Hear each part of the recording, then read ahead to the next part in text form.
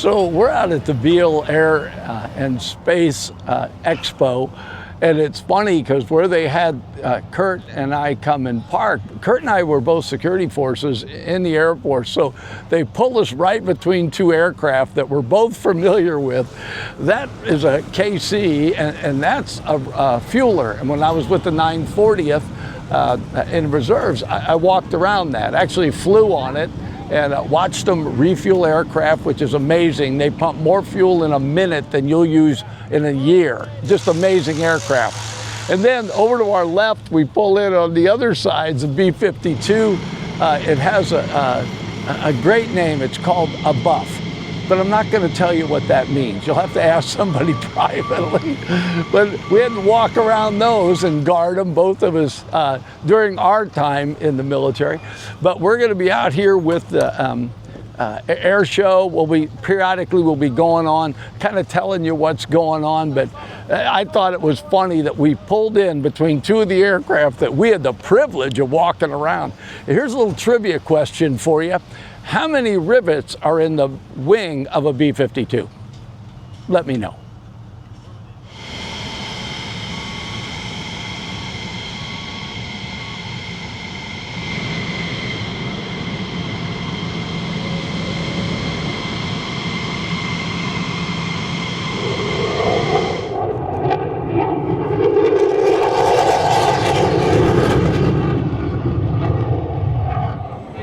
We're at the Beale Air and Space Expo. Did I even get close? You got it.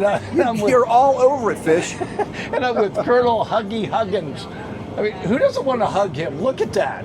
He's huggable, right? And so I actually have talked to the Colonel once before. We had a great conversation. You did. And I found out things about you that were shocking. It is shocking. Shocking, right? Very shocking. And so he's the announcer for the show, right? So he gets to tell everybody what's happening. But beyond that, you actually still fly and train.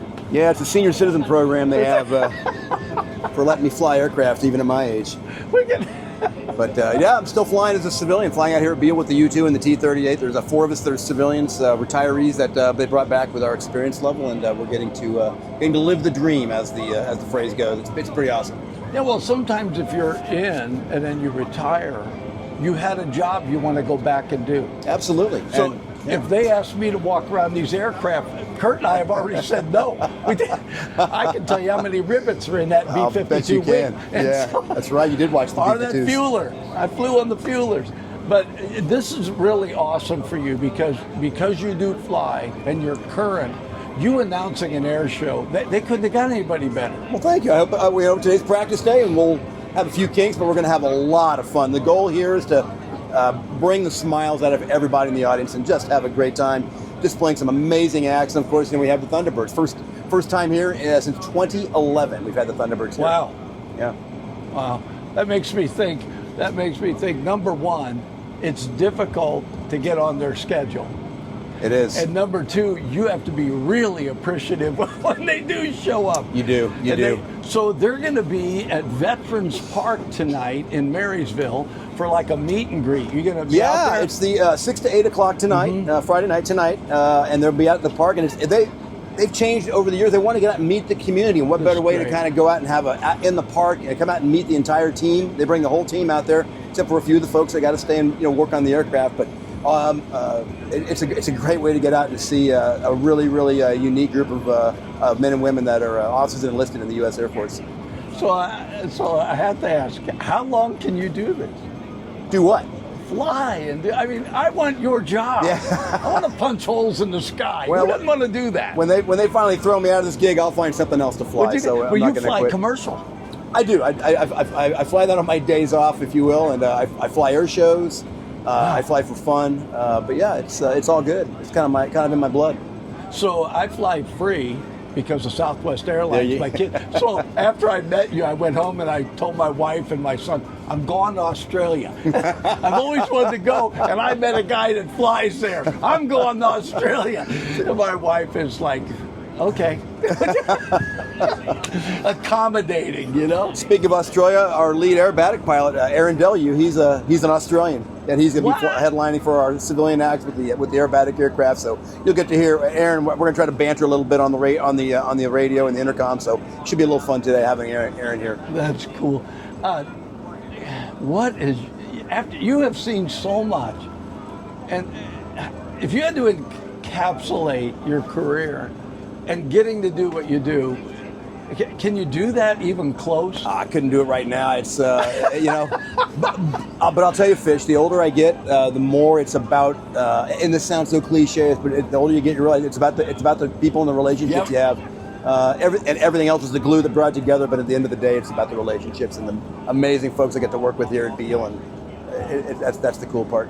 So, you live in this area. I do. I live in Rockland because this is where you actually work now. It is. I've been in the area now this time for 23 years, nonstop. So you had to have been stationed at Beale.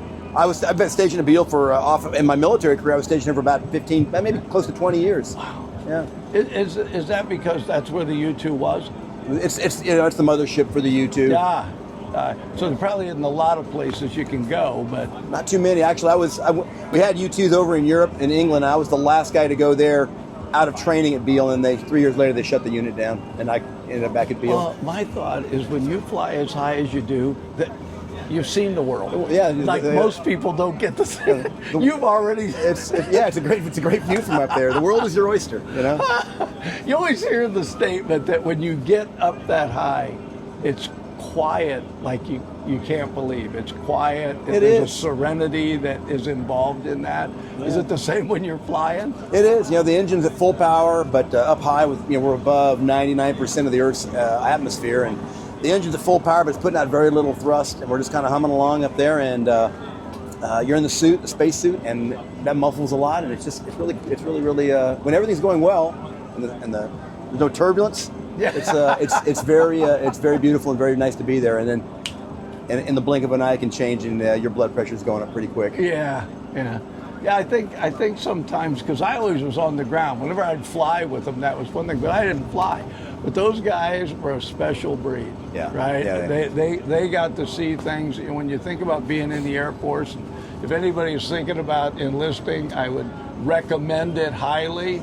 Except for maybe security forces, but I'd even recommend that, right? Yeah. No, you enjoyed it. I know you did. I did. It was a whole different thing, right?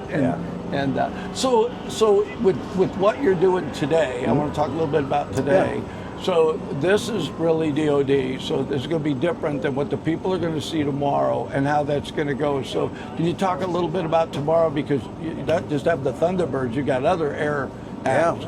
Well, we're going to run the full show today, so we're going to run a good 4 hours of flying, starting about noon. And tomorrow, same thing. It's just going to be more people. We're going to open the base up, make sure you've got a real ID, a passport. There's a whole list of things you can use. Security is still always a concern. We have very cool things here on the base, and we've got some cool stuff on the flight lines, literally things that have never been seen before until today. The newest collaborative combat aircraft that's going to be on down there. But yeah, come on out. The only difference is today it's going to be a lot smaller because you have to have an ID to get on the base. But tomorrow, open to the general public, so come on out. It'll be packed. I just want to say this. Go to BealeAirShow.com and get your parking pass. There's limited parking. It's just the way it is. They can only get so many people on, so stuff everybody. Put the cousin in the trunk. No, don't do that. And the parking passes are free. You just got to get one. They're free. You got to get one. Yeah, and there's going to be great food here. They told me although I'm not going to do the cotton candy. There's other stuff, right? So did you do the whole show, beginning to end? I will. We're kicking off here in about 45 minutes. So I hand it over to the Thunderbirds about 3 o'clock. They have their own narrator that takes care of their act. But really? But I'll take care of the first 3 hours of the show. I love it. Well, man, I appreciate you. Yeah, absolutely. I really do. I'm glad I met you, and being invited out to Beale, I want people to understand this is not something you're going to get to do every day. No, come on, take advantage. You're going to see stuff out here. You need to come out and enjoy this. From what I understand, the guy that does the announcing for the air show is exceptional. We'll find out. You'll find out. Two thumbs up or two thumbs down at the end of the day. It's up to you. You let me know. We're going to go with that. So listen, we're going to pop this up and you'll be able to see it, but go to BealeAirShow.com, get your parking pass, figure out how you're going to do it. They got food, they got medics out here in case, but stay hydrated, drink water. It is going to be in the 90s. And man, just this is an exceptional opportunity. Please don't miss this. It's going to be fun. And if you get around our tent, please bring money. No, I didn't say that. This may be the last time you'll see the U2 flying at an air show also. And we've got a unique formation with the U2 and the T-38. So as we say in the squadron, hail dragons. Huh? Come on. You heard it right here. You did. So, all right. Well, thank you, Fish. Colonel. Thanks so much, man. Yeah. All right. I better get to work. He's got to go to work. And me, I'm going to sit here in the shade, enjoy some cold water, and try to figure out how I'm going to talk Kurt into going and get me something to eat.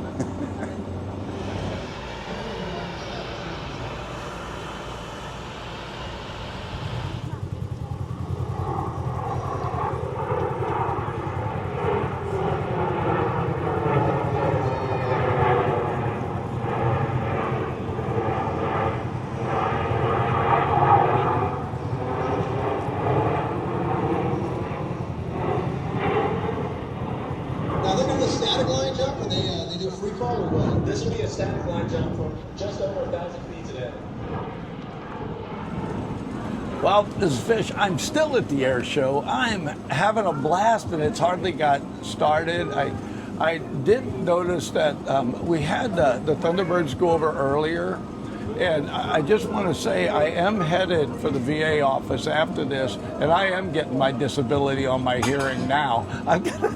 That was loud. So I got Lieutenant Colonel Gorman with me. He's the air show director. That's right. So Good to it's see you again, Fish. We're handing out earplugs, right? Yep. I got hearing aids, and so they don't Yep. work. And you can't put them both in there. You can't hear anybody, right? So how did you end up the air show director? I drove the short straw, and it's good.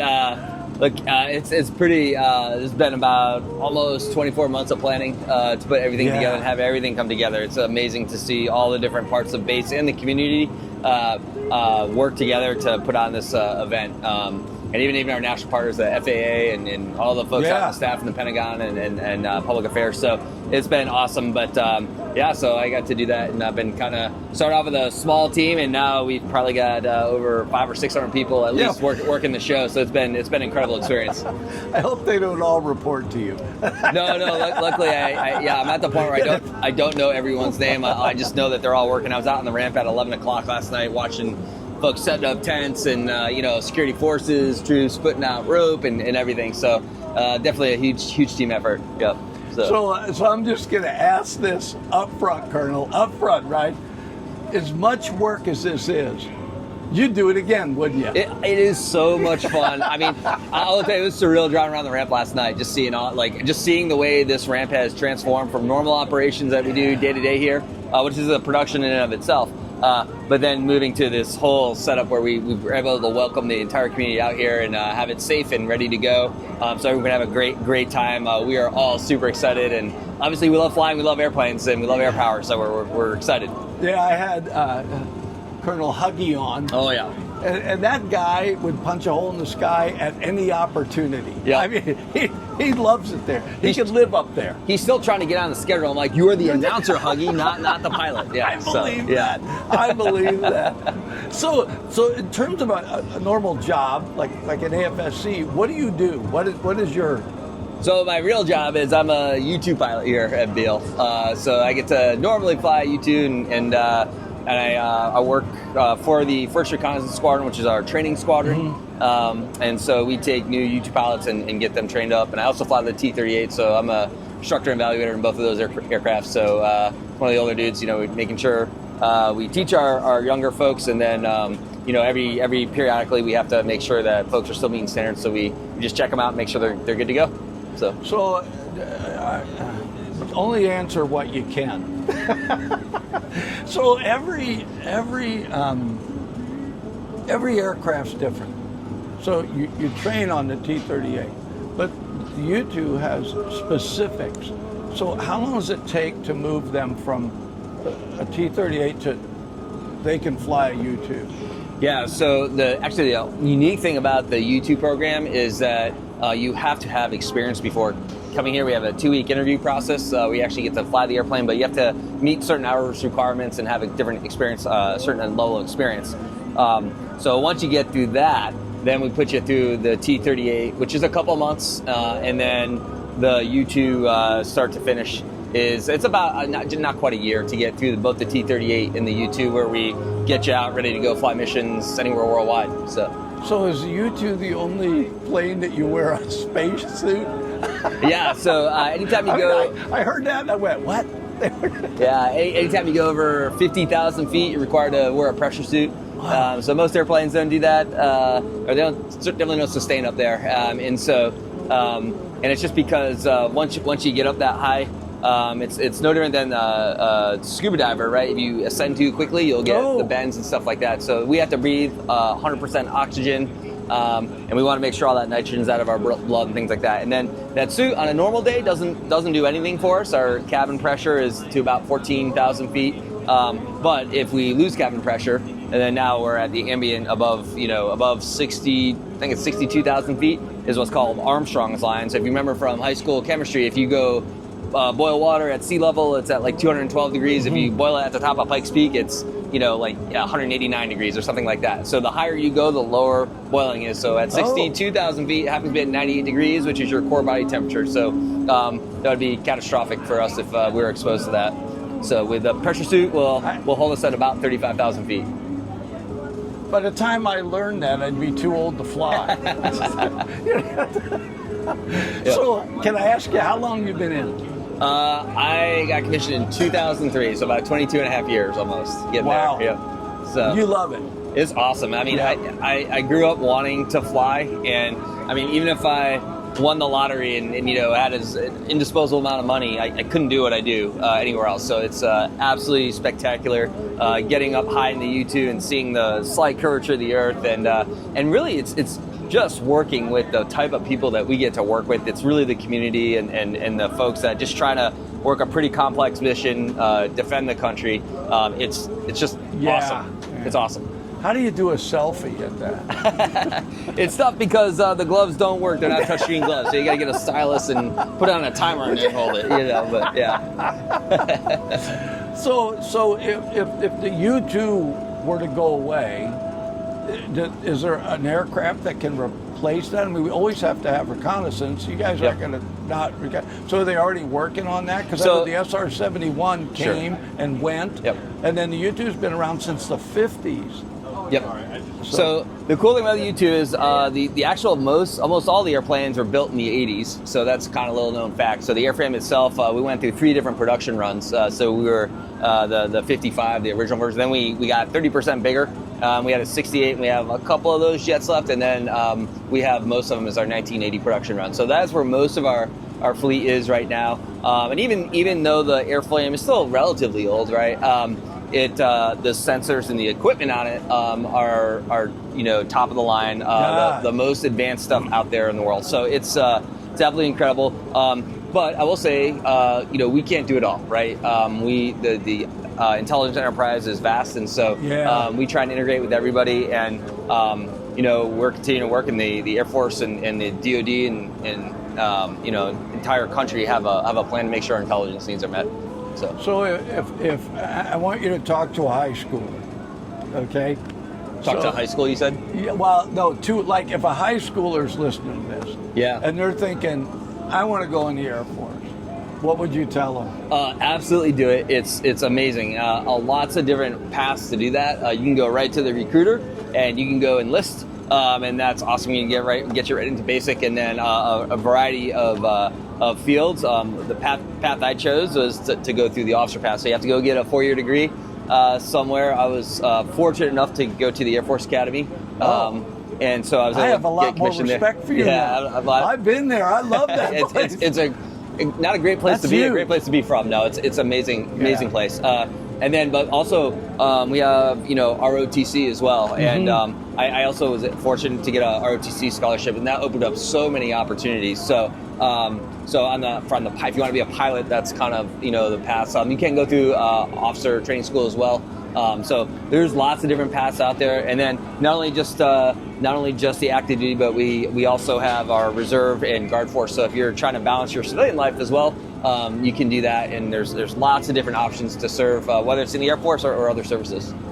Yeah, Kurt and I were both in the Air Force. We were the guys guarding your plane. That's right. So when they said that you're going to be able to, was it you that said you get to pet a jet? Right. Was that right. you? And we thought, not when we were in. That's right. You were not getting anywhere near petting that jet, right? Yep. And so this is I just want people to know this is unique. This is an amazing air show, an opportunity you may not get, Yep. right, again. And so just want people to recognize this is, I can't imagine having to plan this, but I do understand when you said, this is like 8 months, okay? This right. didn't happen. They didn't tell me last week we're having right. an air show. Right. It's been amazing. So we'd encourage everyone to come on out. And so if you're a DoD ID holder, come out today. It's free. Just show your ID, and whoever's in the car with you can you can vouch for them, and that's open right now. And then tomorrow and Sunday, June 7th and 8th, come on out. The gates open to the base at 8 o'clock, and then the ramp will open at 9 a.m. and the flying starts around noon. We don't have hard times for those because everything's kind of flexible. But and go to BealeAirShow.com and get your pass. You need a pass for your car. There are no tickets for individuals, but you just need to get your car on base. So BealeAirShow.com, and you'll print that pass out, and we'll get you here. But yeah, you'll get a great opportunity to go up and look at some of the cockpits. I know some of them we can do that, some we can't. But yeah, I think we got a B-52 right across the ramp here, which I know you've spent some time on those. Kurt and I, we pulled up in the van, and I looked over. I saw the B-52. I said, "Kurt, you remember that?" Once we had our first interview, I found out that you love the B-52 so much. We made sure to put it right next to your tent. Yeah. Make sure the rivets are still the same amount. That's right. I'm going to check, make sure that none are missing. That's You know right. what I mean? And then I flew on the fuelers. Yeah. And so, that was a great experience. Yep. It goes up, you go with it, it lands, you get Yep. off and guard it. But seeing that fueling, it's incredible that Yep. they can even do that. Yeah. Midair. Well, and it's cool. And actually, we have the C-17 and KC-135, so they're going to do a demo of that in the air that you can see down low. So it's going to be awesome. It's going to be awesome. Get to see what I did. Yeah, so I mean, I know we spent a lot of time with Top Gun with fighter pilots, and don't get me wrong, that is so cool. But all the heavy missions that we do in the Air Force are also pretty incredible. The things they do with these just gigantic airplanes and the fields that they're able to do, and you go watch that C-17 demo, it's going to be incredible. Even the 135 demo is going to be awesome. So it's just a different type of flying, and just shows you the professionalism of our airmen. So When I first went in, I meet a pilot and I go, can that thing really fly? Yeah. Will that really get off the ground? Like the C-5, you're like, can that really fly? Is that even, it's like the bumblebee. That's right. Not supposed to be able to fly, right? Yeah. But it does. Well, listen, I really appreciate, and I have to tell you, I saw a movie, and in the movie, this gal had a call sign, and she wouldn't tell anybody what it was. And I just want you to know, I found out what your call yeah, you know what it is. but I'm not letting it out there. I'm just telling you, I found out his call sign. Colonel, thank you, Fish. Thanks so much. Yeah, thanks for coming Appreciate out. it. Thanks for being here. Again, BealeAirShow.com. Get your parking pass. Put as many people in the car as you can. It's amazing out here already, and we haven't even started the show. And so if there's any information that you need, it is on BealeAirShow.com. And Kurt and I just want to say this, because we were both security forces. When you go through that gate, be super nice. Super nice. Yeah, our security force team is working their butts They're off. working hard, so buddy. This is they're in huge full force, for them. and yeah, they are working really hard. So and they have faithless shops. So we do appreciate everything that they are doing to keep us safe here on base. That's it.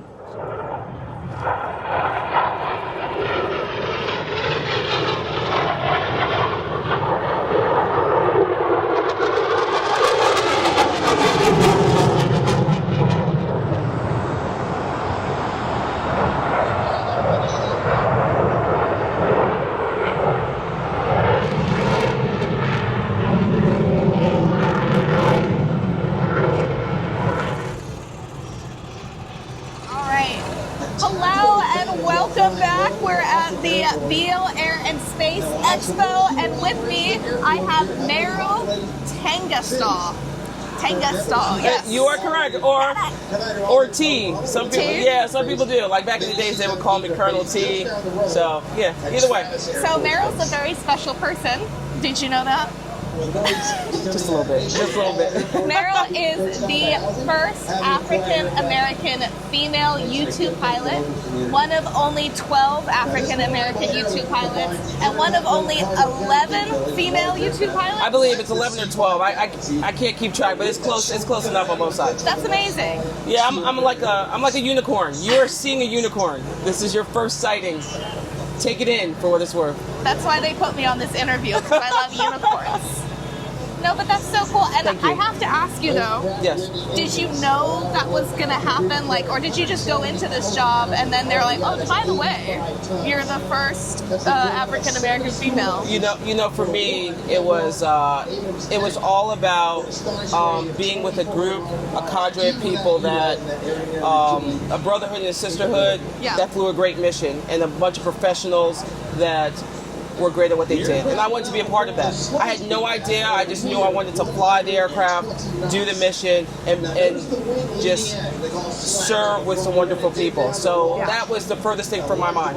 That's amazing. Thank you. So, when did you know that you wanted to fly the U-2 or get into aviation? Oh man, I wanted to be in aviation when I was about 7 years old. So I watched way too much Star Trek. And so from the age of 7, I wanted to boldly go where no one had gone before. I wanted to meet aliens. I wanted to, learn about new civilizations. And so at that age, I decided, how am I going to do that? I knew I was going to do well in math and science. I was going to go to college. I didn't know what I was going to fly, but I was going to fly. And that's where it started. So how did you decide on the U-2, or did that kind of get directed to you? So it organically came. So when I first started, I started out in the Navy. Okay. So in the Navy, back in 1994, got commissioned. Started out flying helicopters, so I flew SH-60 Bravos. I was lamps in that community. And then that's the sound of freedom right there. Yeah, there we go. You gonna cut that out? Huh? We're going to see we're testing the microphones right now. Yeah, so it's okay. After that, I came back as an instructor in the T-34 and T-6. I ended my time in the Navy, switched over to the Air Force to fly the U-2 spy plane. I was asked to look into some of the programs that the Air Force had. Saw the U-2 program and said, ooh, I like what they do. The mission was very similar to what I did in the Navy, as well as having a pressure suit, flying above 70,000 feet, single seat. It was everything that I wanted. It was the next step for me, so I said, let's go. Are you interested in being an astronaut? I am. I always wanted to be. Yeah. To boldly go. So I love, Star Trek in all of Gene Roddenberry's creation. It was a great catalyst for a lot of kids. But one of the cool things about it was just about being with a diverse group of people, exploring the unknown, taking on challenges that you've never seen, incorporating all your experiences into that situation and resolving it. Yeah. I love that. How long have you been flying the U-2? I flew the U-2. I was in the program for 13 years. So I retired in 2017 out of the Pentagon. And ever since, I've been motivating people, motivating youth, being a personal trainer, being on reality shows, being a contributor for different programs like Air Warriors. If you see me, I think my hair was cut a lot shorter. And then just still talking at Fortune 500 companies and other companies, private companies, elementary schools. It's all about inspiring the next generation, because right now, the way things are, number one, I'm seeing a lot of mediocre things on social media, and I'm tired of it. I'm exhausted. If we're truly about excellence, let's be excellent, and for the mediocre people out there, stop gaslighting us, because we're doing some good things. Let us cook. Go over there in the corner. Do yourself. So how old are you now? Can I ask that? Oh, I just turned 54. No, you didn't. I did. I turned 54. I was going to guess like 34. No, I appreciate you. I just turned 54. May 30th is my birthday. Okay. Yes. So Is space still on the menu for you, NASA or anything like that? You know, if I was asked, yes, I would go. Like, space tourism is opening up. If someone said, "Hey, Merryl, I got you a ticket," I'd be like, "Sure."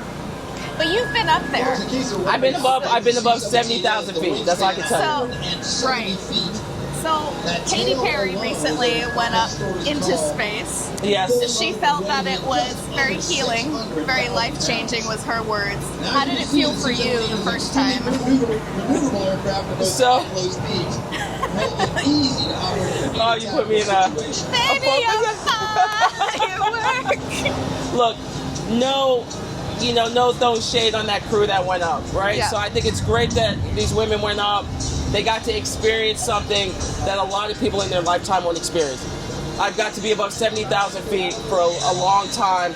A lot of people will never see the Earth from that perspective.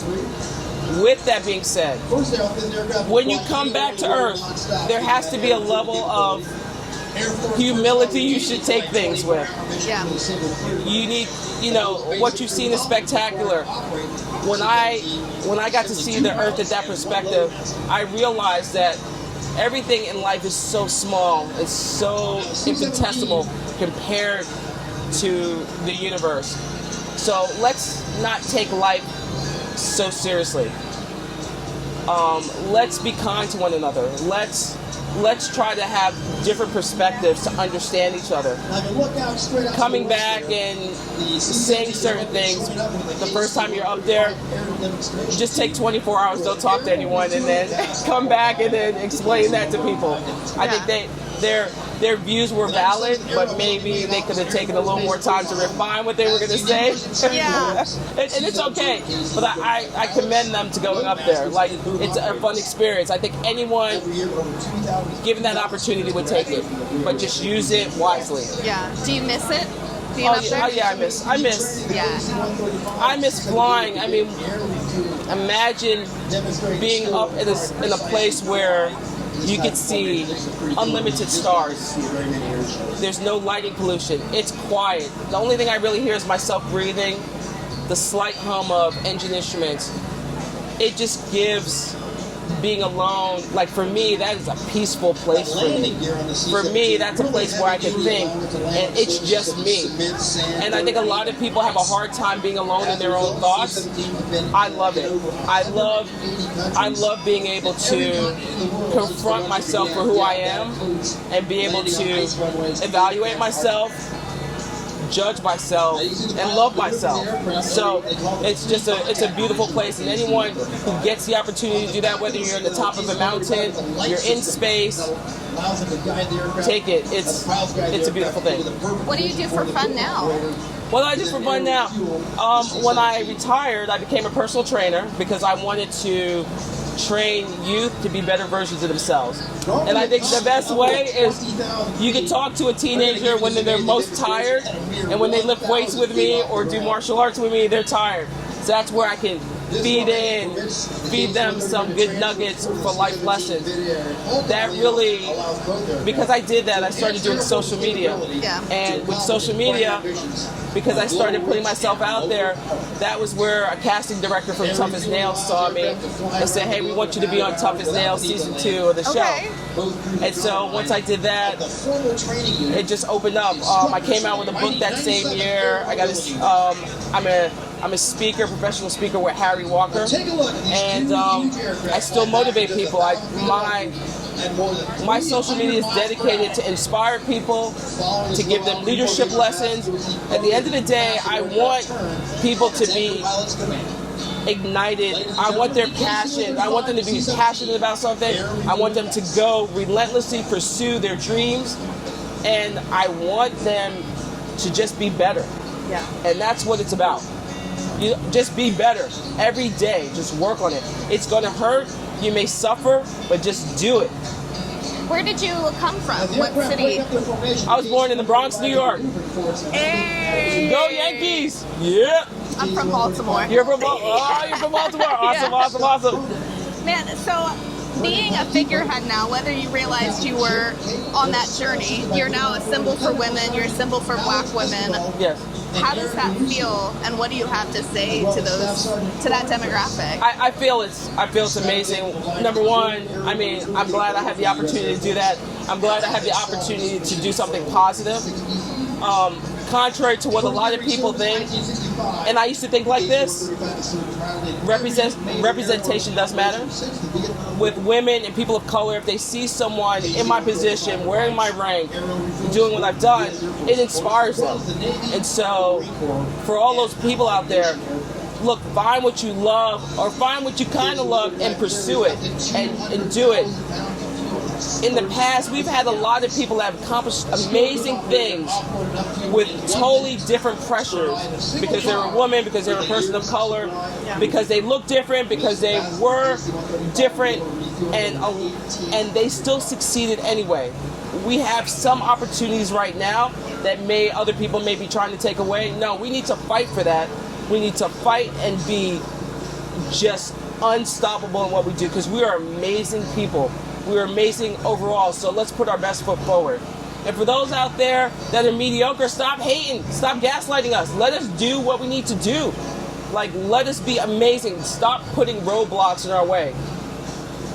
If anything, that should be an indication to you to up your game.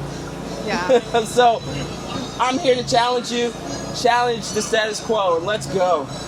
So, did you get into the military straight out of high school?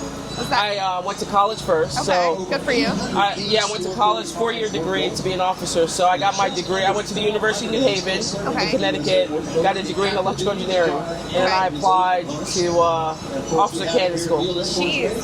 So one of the things that I get asked, because I actually teach a little bit too. Yes. And so I come across middle schoolers, teenagers, my own daughter, and they're like, oh, I want to get into law enforcement or join the military. And as a mom, as a woman, I'm a little bit nervous about, like, those are good careers, yes, but it can be harder for women and dangerous at times. Did you feel like there was times where you had to advocate for yourself or push for change? I think there were. So I went to officer candidate school in 1994. Yeah. Historically, in 1993, the military opened up the ability for women to serve in combat roles. That's when it happened. And so it's very interesting to me, almost like over 30 years later, we're revisiting this topic again, which is kind of strange to me. Yeah. So when it was opened up, it was great. Like, to me, I wanted to fly aircraft with weapons. I got to do that before I'm age 60. You always have to advocate for yourself. It doesn't matter what year it is, you always have to advocate, whoever you are. Because if you don't tell your story, someone else is going to tell it. Someone else is going to say something that may not accurately depict who you are. So I learned that early on in flight school when I had my on-wing at the time who said, Merryl, and this was a gentleman who was a white gentleman from the South, great instructor, great mentor, and he told me this one thing. He's like, Merryl, when you go into a room, people are going to think that you're here because you're black, because you're a woman, because of whatever. He says, but if you perform like you perform with me as a student, and you're one of the best students I've ever flown with, eventually they will say you're in that room because you're that damn good. Yeah. And that's what it's about. You have to advocate, you have to perform.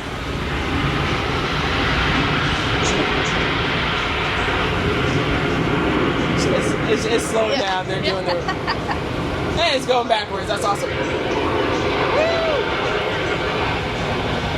And if you do those things, people will eventually have to recognize you for who you are and the excellence that you bring. I don't care what anyone says, because people have said a lot of things, or people have thought things about me. Yeah. And you put your head down, you work, you perform, you always be respectful, and it will work itself out. But you gotta fight for it, and you gotta fight at those moments. You don't have to fight all the time. And find those people who are advocates for you. Find those people who walk in the same direction as you. And you may not know what they look like, and it doesn't matter. As long as they walk in the same direction and they want to be your mentor and advocate, find those folks. They're out there. Find your tribe. Find your tribe. Find your allies. Those are the people. I will say, as a woman of color in the military, most of my mentors were white males who believed in me, believed in what I brought to the table, and they were advocates for me. And that's what it's about. That's great. And I think that's true with anything you do. You got to find your people, find your tribe, find that support network. And that's what I try to mentor people and teach people as they're growing up. Like, it's not about who looks like what. It's about who's performing and who's in your corner. Yeah. You are the people you surround yourself with. Absolutely. 100%. Yeah. What are some ways that you think you found your people? Like, what activities or what bonded you? So it depends on what stage of life. So when I retired, I right now have 2 kids, one that's 12, one that's 10. Oh my gosh. So being a newly retired person coming out of the gate, trying to relate to people whose main focus is about their kids' soccer, it was very difficult for me coming out of the Pentagon. We create content. So eventually I had to find some parents who did not live vicariously through their children and actually had some personality and understood my quirkiness, and we've been friends ever since. So that's how you find it. Sometimes it can be difficult, especially transitioning out of the military. Yeah. But for all those who are struggling as new retirees or separated, you will find your people. And if not, follow me on Instagram. I'll be your person. I will be your person. Dragon Lady 788 on Instagram.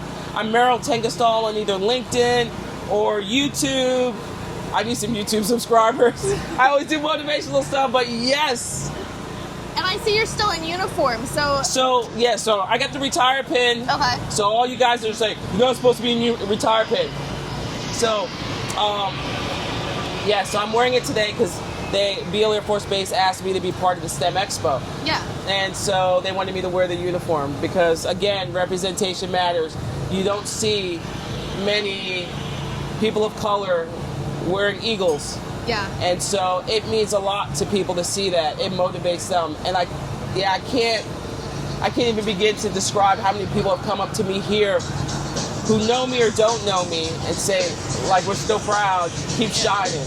Are you still living in this area? I am. I still live in this area. Okay. I live over in the Roseville, Rockland area. Nice. Yes. How do you like this area? What are your favorite places to go? Oh, man. So, my favorite places... I love that aircraft, but there's a lot. My favorite some of my favorite places for dinner, Southern food or home Southern food. Q 1227 in the gallery by the Gallery Mall. I would. Let's see, what else? That's one of the places I love to eat at. Yeah. My kids go to Granite Bay Jiu-Jitsu. Nice. Yeah, so I get them in Jiu-Jitsu. Wow. 2T38. So, yeah, the area is great. I love the fact that you have Folsom Lake. You have great bike paths. You have really good school systems in this area. Yeah. I would like it to be a little bit more diverse, but my kids are learning the challenges, and I'm here to help and support and educate. Did you spend a lot of time in Marysville, Yuba City at all? I did not. Oh my goodness. No. We're gonna have to take you around, interview you in that area. Yeah, I started out when I first came out here. I was in Lincoln. Okay. And then when I came back in 2013, I moved over down to Roseville. So you're like a permanent resident now. I am a permanent resident. That's what happens. People come here and they spend so much time at Beale because when you get stationed here, it's like the black hole. You get sucked in. It is. It's the mothership. Yeah. Yes. And then we end up growing roots, and then you're like, oh, I'll just stay. I'll stay till my kids graduate high school. Wait, when I came out here, because originally my ex-husband, he was in, he's a U2 chief, a crew chief. Yeah. Who's this? You can Dustin Sutton. Oh, I know that name. Okay, we can talk about that later. But anyway, so that's my ex-husband. He was here in like 2006. We came here in 2012. I've seen that. I've seen the tag at 12. Okay, I was here at 13 and 15. Yeah. So I've seen them. Okay. I know the name. So we moved out here around 2012, and at first I did not like this area. I came from Baltimore area, East Coast. I was like, it was just brown like this, and I was like, what? This is California? Like, no way. Welcome to the North. And it took me a couple years, but now I really do enjoy it. I know where to go. I know what hiking trails. I know what time of year, what things are available. Yeah. Did you feel that at first, like coming from the East Coast, that transition? Yeah, I mean, nothing's going to compare to the Bronx, but there's something about being in a. It's quieter, it's more low key, so I like that. Yeah. So I think we've covered most of the bases here, but let's see. What are you looking forward to for this air show? What is your favorite? Other than the U2, you can't say U2. Yeah, I can't. So the like what I love the Expo. I love the fact that there are kids here and I can interact with them. Yeah. Look, I'm really about inspiring the next generation. I think there's so many things that we're able to do. Let's go. Like, so going over there and seeing people and interacting, that's my favorite part. I love the aircraft, don't get me wrong, but I've flown it for 20 years plus. Yes. I'm like, So they say that they might, we got to wrap up. I don't know what time it is. All right. Well, thank you so much for coming on air with us. And I would love to have you come to my improv group sometime. Oh, there we are. And with that, yay! What's up?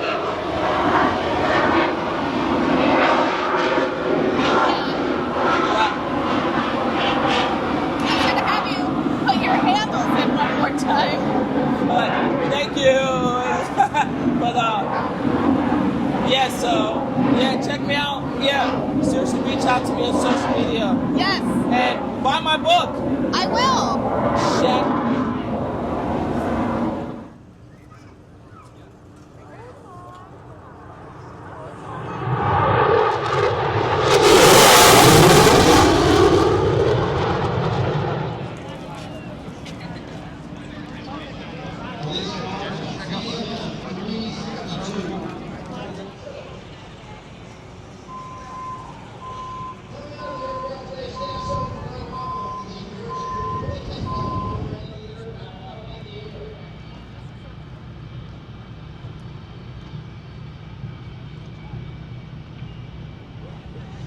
With me, I have, where are you at?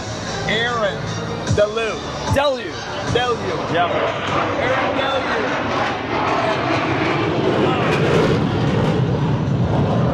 So we'll be taking some breaks in between it because the Thunderbirds think they're more important than an Australian pilot.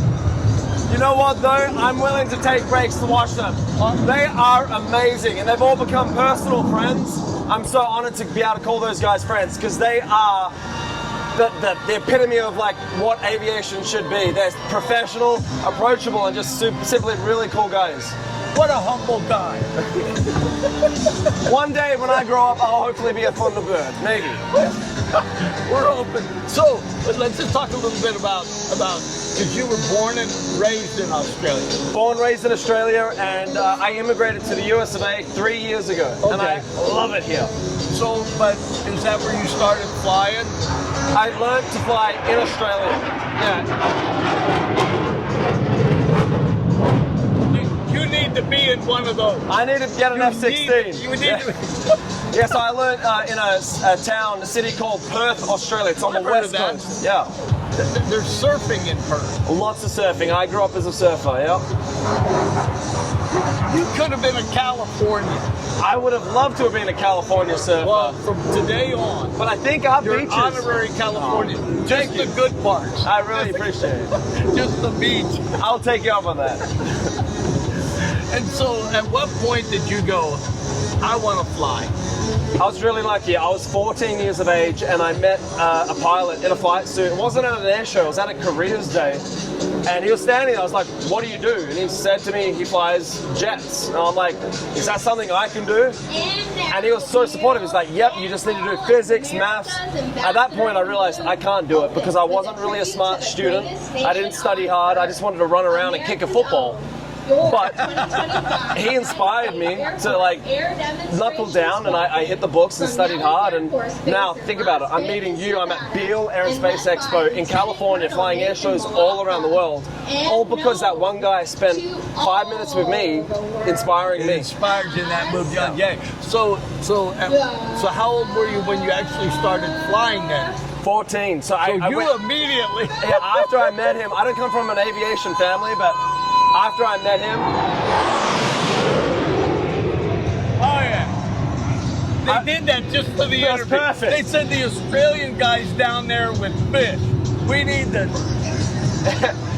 fly over for down under. They are tearing it up. So yeah, look, I went home to my parents and said I'm going to become a pilot, and they said yeah, okay, good luck. We didn't have money. I applied for scholarships. I worked my bum off. I got a lot of different jobs and paid for my licenses and went all the way through. And I was really lucky. At 18, when I passed my commercial test, someone offered to teach me to become an airshow pilot. And now this is 21 years later. I'm here with you guys. Wait. So you went right into air shows? Yes, sir. At what point did you go, I don't want to fly this way. I'm more interested in this. When did that happen? It was funny. During my training, when I was like 16, I did an aerobatic rating. Like I wanted to learn how to fly upside down, and I absolutely loved it. But at that age, I didn't realize that could be a career or it could be something I could pursue. You just think, this is like for fun. You know, it's like racing a car around in circles. Yeah.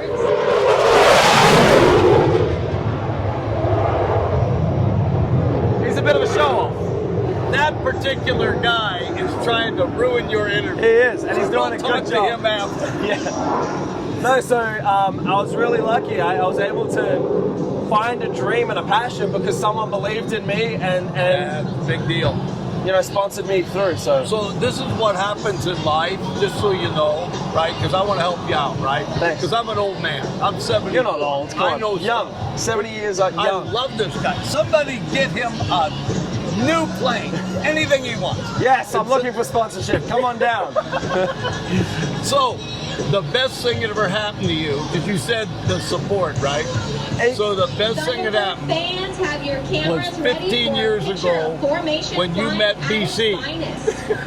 BC, yeah.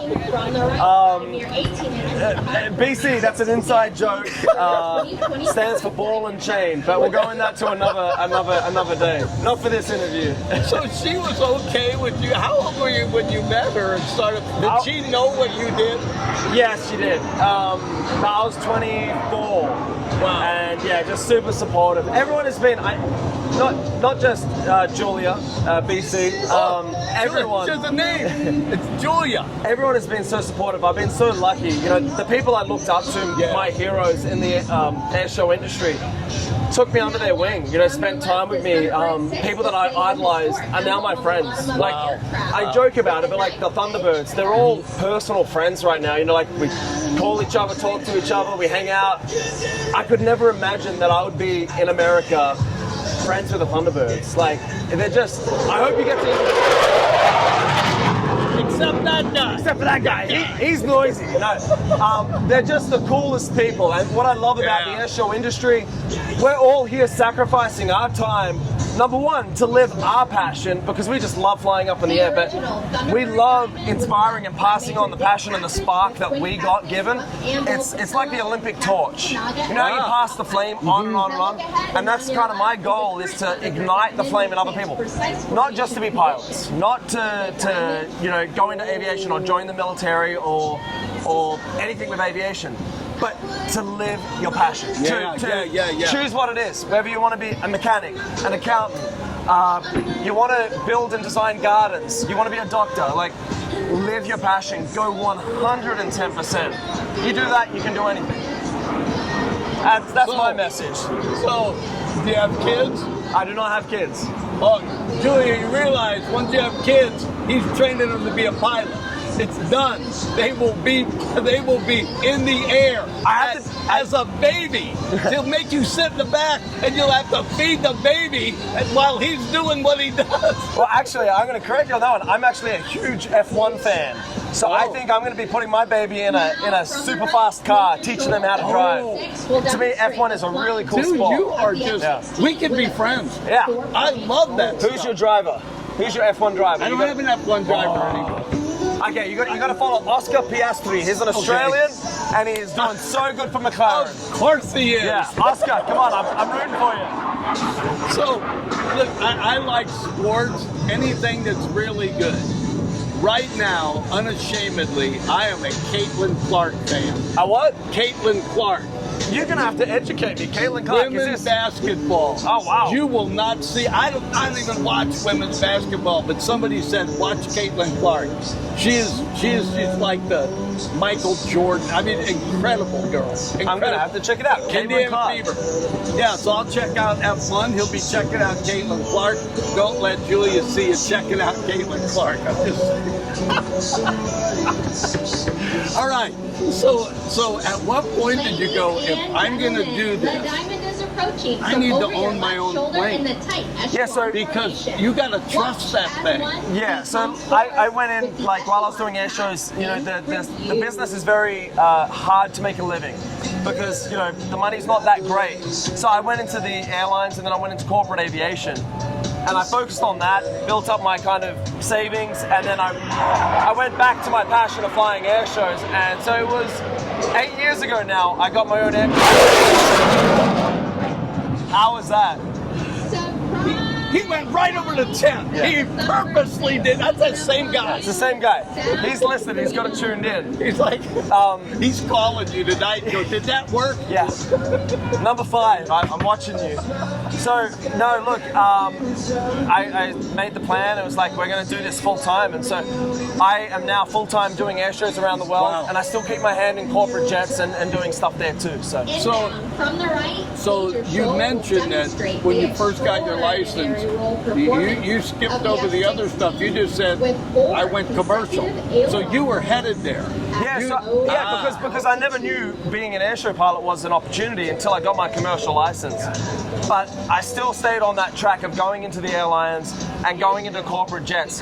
It made me a better pilot. It taught me a lot. It taught me about commandability, leadership, responsibility, and I've taken all of those skills and put it into my airshow flying as well. So also running a business. So corporate aviation's a very business-orientated type of flying, and I've been able to bring that into my airshow persona and how I run the business of flying shows. So, why the aircraft you fly? Why that aircraft? Well, I fly 2 different variants. I fly an Edge 540 and an Extra 330 SC. They're both the pinnacle of aerobatics. The Edge does plus or minus 12 Gs. The Extra does plus or minus 10 Gs. Do you know what a G is? Yeah, it's more than I want to experience at any given moment. And 10 Gs sounds like I'm 5'8". After 10 Gs, I'd be 5'2". So, as we're sitting here, we're experiencing 1 G. So, wait a minute. How many Gs are you experiencing when you're doing that? During that show, I pulled 9.5 Gs. Yeah. So, if you take that flight suit off, your body's just going to fall apart. Completely fall apart. Exactly. No, I like to, I'm pure muscle under here. Yeah, you better be. I'm a racehorse, a thoroughbred. You're going to age fast. So sitting here, we've got 1 G, and when we pull 10 Gs or 9.5 Gs, you've got to multiply your weight by 9.5 Gs. So I weigh 180 pounds, so let's just multiply that by 10, easy math. When I'm pulling 10 Gs, I'm weighing 1,800 pounds. That's insane, right? Yeah. I love it. Yeah. I talked to, who was it? It was, anyway, it was one of the pilots here. And I said to him, when you guys are flying those like F-35s, I said, well, you guys do those incredible, you're turning on a dime. I said, what's that like? He said, it hurts. So they have a G suit. So they actually have a system that squeezes their legs and their torso to keep the blood pressure up. My aircraft, I don't have a G suit. It is pure. Once again, we're going back to the muscle. That pure muscle under here. It's core, a lot of sit-ups, a lot of abs. Tensing to keep the blood pressure up. So you're up there in your jammies. I'm a onesie. I wear a onesie. Ah, I love it. I love it. It's funny, all pilots wear a onesie, so yeah. All right, so you're doing the air shows now, so you're really, in a way, where you want to be. I want to know what's next, because you're not stuck. You're gonna drive in that one, aren't you? I've got so many ambitions. I'm gonna do some cool things in the air show business that hasn't been done or seen before. We're building to something pretty epic. Watch this space. As number 5 comes back again in Bird. So we've got some amazing things happen there. I'm a passionate space geek, so space is somewhere where I want to be headed. And, you're going to Mars. Maybe not so far. The moon. Let's go to the moon. Yeah. I'm in. Definitely orbit. We'll start with the orbit first. But yeah, I have a big passion for what NASA does, what SpaceX does, Virgin Galactic, Blue Origin, what they're doing in the space industry. They're inspiring, again, a whole new generation of people to go into engineering, mathematics, and pushing technology further in this great country and Australia as well. When I was a kid, John Kennedy was a young president, youngest ever, and he touched an entire generation because he said that ask not what your country can do for you, but also he said we're going to the moon in 10 years. And every one of us kids went, I'm in. Yeah. Come on, if the president says it, we're doing it, right? And it inspired an entire generation by recognizing there's something more out there. I don't know anybody that doesn't look up in the sky and go, I want to be up there. And the big thing is, I'm a big believer in this. If you can speak it into existence, just like JFK did, we can do anything. And the big thing, my story is support. If you connect with the right people, work kind, care about each other, work hard together. Again, number 5. He's got your number. That guy's got your number. I'll be having words, though. Get his name. Get that guy's name. If you speak it into existence, believe, work together, we can do everything. You know, we went to the moon, like NASA was a huge team, right? It wasn't one person. SpaceX is doing amazing things because Elon has put together an amazing team of people. And that's a big thing. If we can work together, cooperate, see one vision, literally, like, there is no limits. It's not the sky is the limit or space is the limit. It's like anything is possible. You know what? To me, it's like this. Isn't that sound of the music, the right timing, the inspiration right now? I believe in you, and you can do it. So it's like this. You can buy a trailer and live on a little patch of ground, or you can look up and go, there's a bigger patch. Exactly. And if you get together, you go, look, let's quit fighting over this stupid little patch of ground, right? I just wrote a song. I'm a musician, and the song is "Get on the Train." So you can stay in the station, right? You can do whatever you want, but your future isn't until you get on the train. Yeah. And you can look out the window, watch your past go past, and the next thing you know, I'm in my future. How did that start? Just what you're talking about. Yeah. I saw it. I stepped into it, right? It's awesome. Dang. So I told Huggy, I said, I've always wanted to go to Australia. And he flies there, right? And so I fly free because my son works for Southwest. Nice. Well, I pay tax.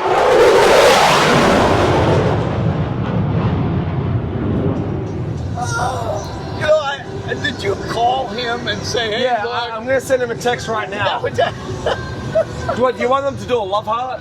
Oh, that would there be you go. Let me text them. I really am right now. So, listen, I want to say this before we get much further. The air show The text is out. Do a love heart. We're going to be seeing it in a moment. You wait for it. I promise you it's going to come. Right. So, there's so many things going on at the air show. Static exhibits. When Kurt and I, we were both security forces in the Air Force. We were both cops. So we come here and there's the B-52, which I've walked around, and he has. And over here is the fueler. I actually flew with those guys. Oh, look at that. So it wasn't enough for him to bother you. He gets his buddies to do it. It's a team effort. You just talked about that. Exactly. That's crazy. So anyway, I want people to know, man. There's besides the static displays, there's a whole STEM area that's interactive. And They've got an F-35 sim. They've got a cockpit of an F-18. You can go jump in. I'm going to go be playing in that simulator in a little bit. So I think everyone should go down there. I'm excited to go see it. I might need a barf bag. Yeah. Check that out. Slow pass of the F-16. Oh, yeah.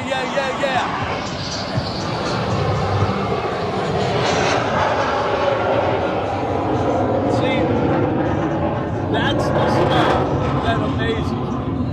How they can take a jet that can fly over 500 miles an hour and make it look like it's doing 25 miles an hour in the bus lane. It's amazing, isn't it? So, and aerobatic flights by this guy right here. He'll be here tomorrow and Sunday. So go to BealeAirshow.com and get your parking pass. It's free. It's free to come out. And man, you're going to see some serious flying. I'm telling you, I watched him. And then when they told me he was Australian, I was like, well, I got to meet this guy. So they went and got him. Awesome. Which was a good deal, right?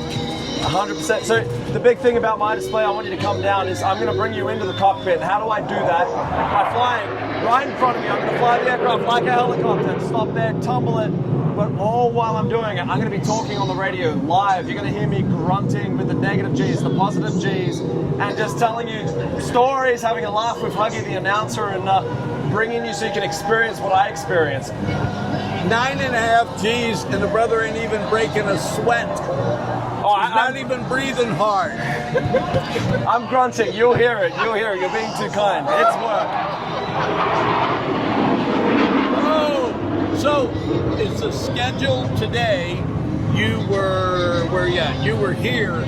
So you were about 1:30. I'll be 1:30 tomorrow. Okay. So Aarron will be flying tomorrow at 1:30. So give you a chance to see that.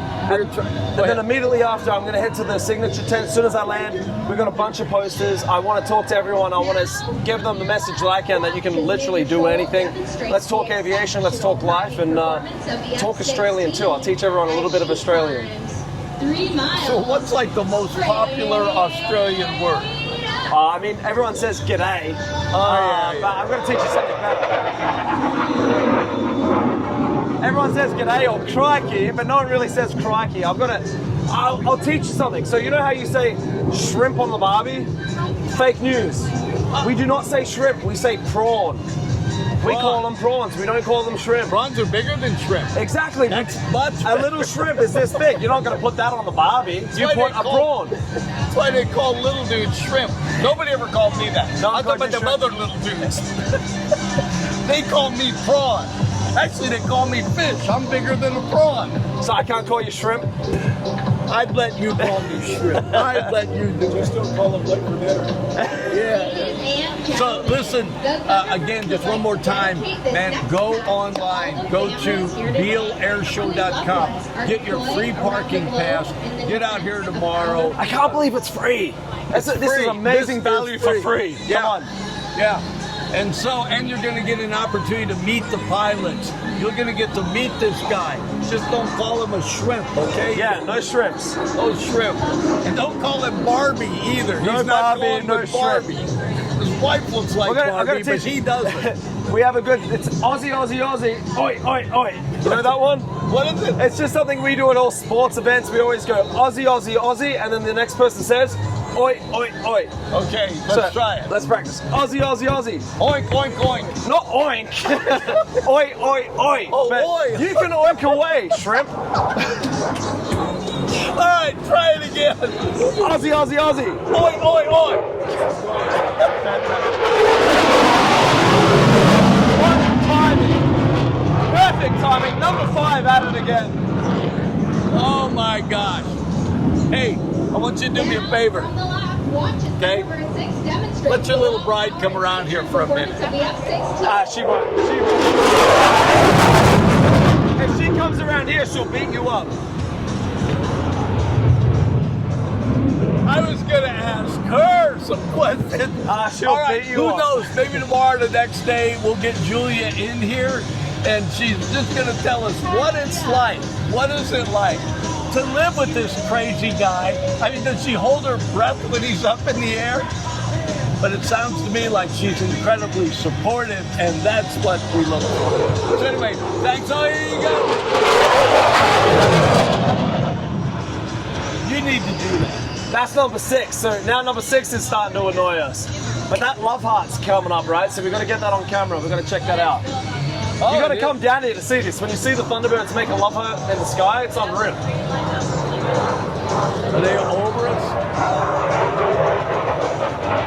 All right.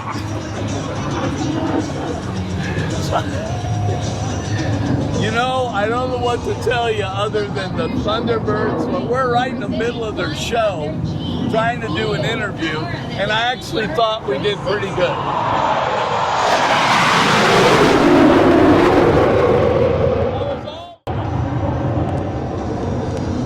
He got his buddies to fly over us.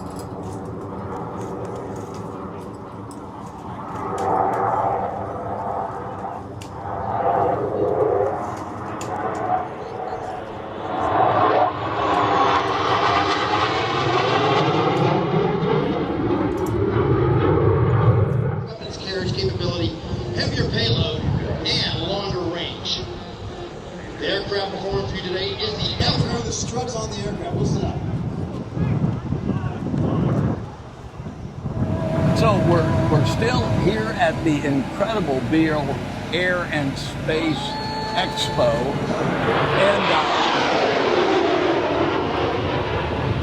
oh man, and the Thunderbirds are flying right now. But I saw Dwight here, and he has fast track hobbies, and we've talked to him before. As a matter of fact, you did Community Cash a few times for 93Q, and so I saw him here, and I said, hey, let's talk for a minute because he has a display out here, right? Oh, yes. So what do you have out here? I've got a slot car track set up in the family entertainment zone, and it's free to come play on it.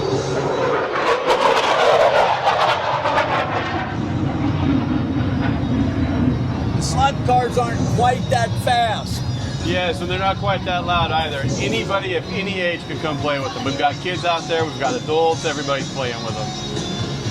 If you've never done slot cars, when I was a kid in Texas, me and my brothers went to a slot car track, and we actually took one of the regular frames, and we took like a 36 Ford body, because they have the really nice lightweight ones. Right. Ours wasn't light, so we stuck it in the oven so it looked like it was dented. All right. And stuck it on there and got one of those races. And when you're in the race, if your car comes off the track, they got people around. I don't know if they still do that. And you yell your color and you put it back on. Before I even got to the curb, my family was yelling, brown, brown. And I got about halfway through and the body fell off. So every time I go around a corner, the body would flop off the slope. Yeah. We have more fun than that. We still have slot car tracks like that. The cars aren't quite that heavy, but they're a lot of fun. We got a lot of people playing with them all the time at our store. If you had to compare them to the actual speed of a car, they're incredibly fast, aren't they? So our rental cars go about 20 miles per hour, but a lot of the cars that I own go as high as 80, even 100 miles an hour. That's scale. You multiply that by 24, that's quite the speed. Think about that. So where is your shop actually at? So my store's down in Rockland. It's on Granite Drive across the street from Pottery World. If you guys know where Studio Movie Grill is, it's just down the street. Yep. Yeah. Yeah. And then so it's not just slot cards. That's what he has here. But you have everything at the shop. We have everything. It's a full line hobby shop. I've got RC airplanes. That's why we're here. We got RC cars, boats, planes, drones. We've got just about anything you can think of for hobbies. So when you say drones, like people buy drones and then use them with cameras to do stuff. Do you sell those? Yes, we have FPV drones and we have regular drones as well. You're just really on top of this, aren't you? We're trying. Yeah. What about trains? We have some beginner train sets, and we do have a little bit of extra track. We can order more. Trains don't sell like they used to for us, but we have it. They take up a lot of room. Yeah, that's one of the problems with trains. They take a lot of space. It takes a long time to put them together. They're great, and it's a fun hobby, but you're going to dedicate some space to it. All right, well, I just wanted to bring Dwight on, so when you get out here tomorrow, the next day, where are you located? So we're in the middle hangar back here. I don't recall the name of it, but you'll see us next to the bounce stuff. There's a lot of cool stuff over here. There's go planes. I call them go karts, but they're go planes. That's in the hangar next to us. And there's a lot of other stuff there as well. All right, so to be part of the STEM thing back there, Dwight has Fast Track Hobbies in Rockland. So we're going to go ahead. We'll post this, and you have an opportunity. But come out here. You don't have to drive to Rockland. This is Fish. And listen, this has been an amazing day out here at the Beale Air and Space Show Expo. I encourage you, go online. Beale.